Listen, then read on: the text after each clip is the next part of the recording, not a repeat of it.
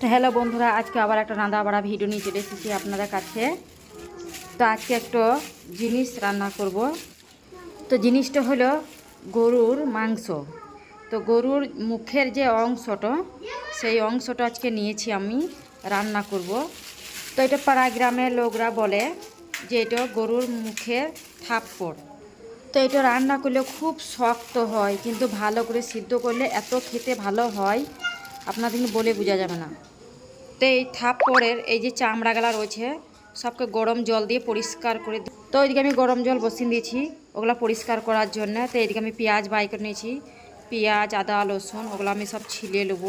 তো ছিলে কাটাকুটি করে রেডি করে রাখবো। ওইদিকে আমি গরম জল বসিয়ে দিয়েছি, ওটা পরিষ্কার করতে হবে, অনেকক্ষণ টাইম লাগবে। তো এইদিকে আমাকে জোর খিদে লেগেছে আর ছেলেটাকেও লেগেছে খিদে, তো একসাথে খেয়ে নেবো।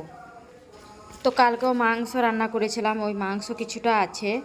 তো বড় ছেলেটা বাসি ভাত খেয়েছে আর আমরা খাবো মুড়ি। তো হাঁড়িতে 2 পিস মাংস আছে আর ওই মুড়িটা একসাথে দিয়ে মাখিয়ে আমরা মা বাড়িতে খেয়ে নেবো। তো এরকম মুড়ি মাখা মাংস দিয়ে কাদিন ভালো লাগে কমেন্ট করে জানাবে। তো আমাদের খেতে খুব ভালো লাগে, একদিনকার বাসি যদি হয় বেশি ভালো লাগে। আর আনমোল কেমন করে দেখাইছে দেখুন। তো ফার্স্টেই আনমোল মুড়িটা খেয়ে দেখবে, দেখে কেমন হয়েছে আপনার এখানে বলবে। তোমার খাটা ভালো হয়েছে না? দারুণ দারুণ।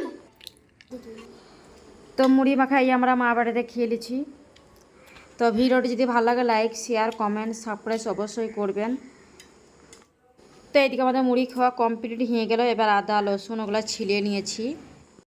আর এইদিকে আমরা সে থাপ্পড়ের চামড়াগুলাও ছিলে নিয়েছি, চামড়াগুলা ছিলে পরিষ্কার করে নিয়েছি। তো আমি কলতলা নিয়ে চলে গেছি, কলতলাতে ভালো করে জল দিয়ে ভালো করে ধুয়ে মুছে নিয়েছি। তো কচিলে ধুয়ে পরিষ্কার করেছি।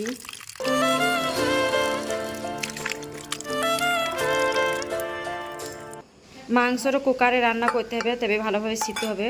তো মাংসটা ধুয়ে আমি দিয়ে দিয়েছি কুকারে। তারপর পেঁয়াজ দিয়ে দিলাম, এবার আদা রসুন বাটাও দিয়ে দিলাম। তারপর পরিমাণ মতন লবণ দিয়ে দিলাম।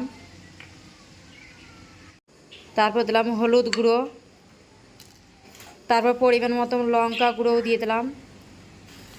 তা আমি 1 কেজি থাপ্পড়ে 100 গ্রাম মতন তেল দিয়ে দিলাম। তো আমি 100 গ্রাম মতন তেল দিয়ে দিলাম। তেল দেওয়ার পর কেন বারে বারে তো কুকার খোলা লাগা হবে না আর কষাও হবে না, তো 1 বাটি আমি জল দিয়ে দেবো। এই জল দিয়ে আমি ঢাকনা লাগিয়ে আমি আজকে গ্যাসে রান্না করব। তো আমি এইদিকে ছোট গ্যাসে আমি কুকারটা চাপিয়ে দিলাম। তো এদিকে মাংস থাপ্পড়টা রান্না হয়ে গেছে, কত সুন্দর কালার এসেছে আপনারা দেখুন।